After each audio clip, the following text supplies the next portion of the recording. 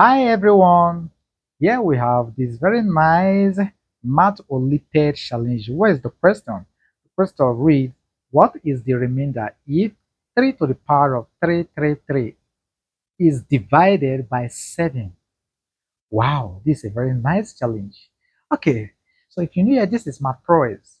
Do well to subscribe because here we release nice approaches to mathOlympiad questions and other competitive math exams. Okay, so let's take our solution here. Take our solution. Okay, now look at this question here now. We want to draw up some deductions that will enable us to find the value or the remainder when 7 is used to divide what we have in here. Recall that if we have 3 to the power of 1 dividing 7, what will be the remainder to this?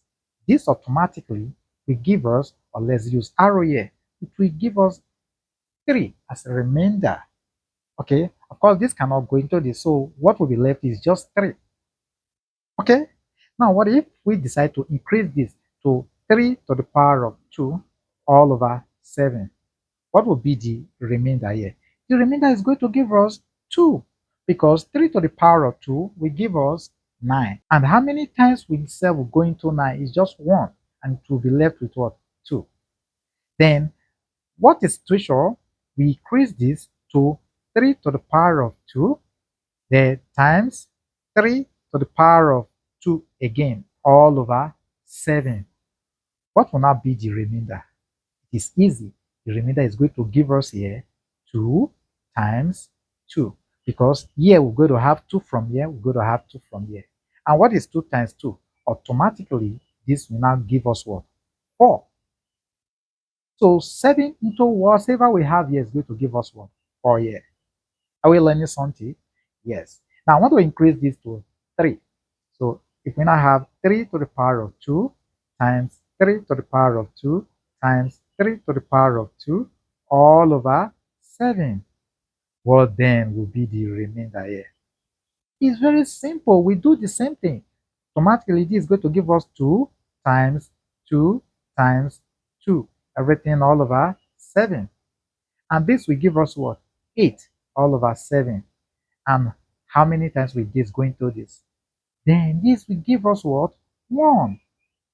So from here, we discover that 3 to the power of 2 times 3 to the power of 2 times 3 to the power of 2 all over 7 will leave us with a remainder of 1. Are we learning something here? Good. So if we are learning something, let's continue. So we can now rewrite everything here. It also implies that our 3 to the power of 6 all over 7 will leave a remainder of 1. Again, we can draw up a deduction from here. It also means that 3 to the power of 6, okay, all to the power of n, all over 7 will give us or must leave us with a remainder of 1 to the power of n. What does that imply? It means for any positive integer of n, this must hold water. Whenever we use this to divide this, then it must leave us with what? 1. Now, let's come to our main question. Look at what we have here now. So let's try to express this exponent in a simple form whereby we can bring out 6 from it. Apparently, we know that 3, 3, 3 can be expressed as 55 times 6 plus 3. Simple. If you multiply this by this and you add this to it, that will still give us 3, 3. So if we can rewrite this in this format, let's go ahead and rewrite the whole of this expression we have here now. Thus, our initial equation, which is 3 to the power of 3, 3, 3, all over 7, could be written as our 3 to the power of 6, close bracket, all to the power of 5, 5 times 3 to the power of 3. Everything all over what? 7. Easy. Are we learning something here? Yes, because we can use this to times this, then the bases are the same, add the exponent according to the law of indices. We all know that, right? So from here, let's look at this expression we have here now. From the deduction we've already made look at this. From this deduction we've made here already. So we can bring out only this expression here now. So it thus means, okay, so this now thus implies that our 3 to the power of 6 or to the power of 55 all over 7 will leave us with what? 1 to the power of 55, right? Which is same thing as what? 1. Easy. Okay, now let's go step by step. So, in other words, the whole of this our expression we now going to give us here. This now means that 1 times 3 to the power of 3 all over 7. And what is this? This is simply 3 to the power of 3 all over 7. But from the breakdown we've done so far, we don't have 3 to the power of 3. We only deal with 3 to the power of 2. So we want to rewrite this expression in a way whereby we're going to have 3 to the power of 2 and something else that will enable us to solve this very well. Okay, so from here, we can now rewrite this our expression as or we can now say this now implies that 3 to the power of 2 times 3 to the power of 1 all over 7. This we have here is same thing as this.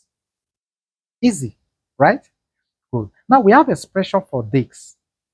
We said for 3 to the power of 2 dividing 7, that will give us what? Let's look at it here. It will leave us with what? 2. Okay, it will leave us with 2. So automatically we're going to have 2 from here. Do you get that? So if we have 2 from here and 3 to the power of 1 will give us what? 3. So automatically we're going to have the remainder from here. It's going to give us 2. Okay, let's put it arrow, not equal to. So the remainder from here is going to give us 2 times our 3. So 2 times 3 here will give us what? 6. So therefore, we now have our whole equation, which is 3 to the power of 3, 3, 3, all over 7 will leave us with a remainder of 6. Very easy. So if you learned something from this video, give the video a thumbs up and check all the steps we've applied here, all the deductions we made so far. If you are not clear with any of them, drop it in the comment section. We are there to reply to your comments. All right, so this brings us to the end of this math challenge.